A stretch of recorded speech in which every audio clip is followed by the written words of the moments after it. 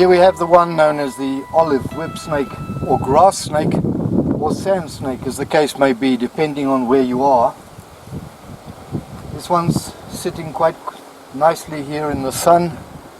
It's fairly cold this morning, so the snake will just bask in the sun for a while and soak up its heat so that it can get energy to go and hunt. Now, this snake in this part of the world is also known as muswema in the Bemba language. It's an exceptionally fast snake, and I'm surprised that we are allowed to be so close to it. But I'd like you to notice something about it.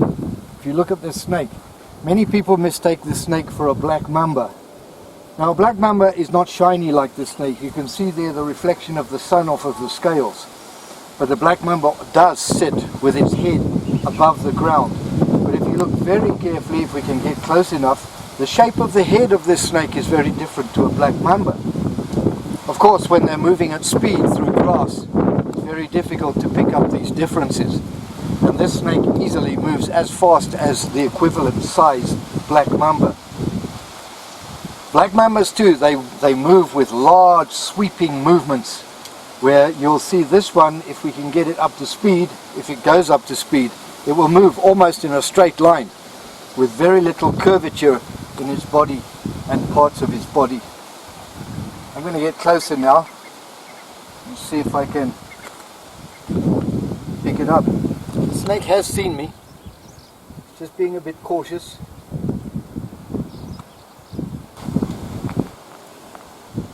Mildly venomous snake, can bite, has rear fangs, and some people have experienced some quite significant symptoms, but they are temporary. It's not life-threatening. This one doesn't seem to mind my presence at all. If you want to come closer, you might be able to notice certain detail on this snake. If I didn't know this snake was alive, I'd almost think it was dead. It's not normal to be able to get so close to one of these. They're very alert,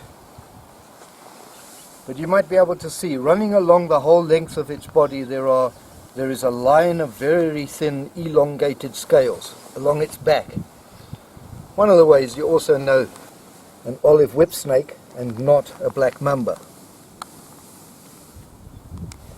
See if we can get this one.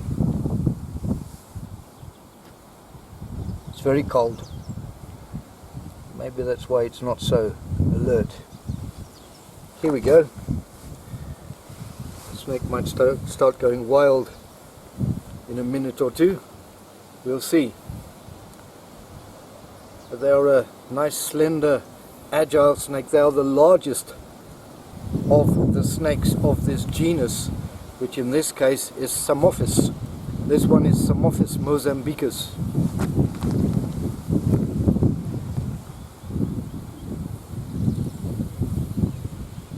This is a fairly large one, but they can get up to 2 meters in this part of the world. But it's fairly robust and healthy. There are no scars on this one, so it's thus far had a fairly good life. See if we can watch this snake move off. I'll move out of the way. There he goes. It's fairly fast. Let's see if I can get it to move faster.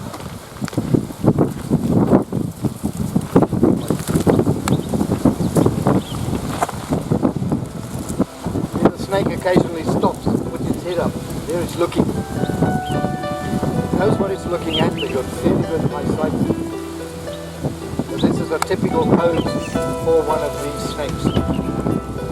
Lloyd, go on your way. There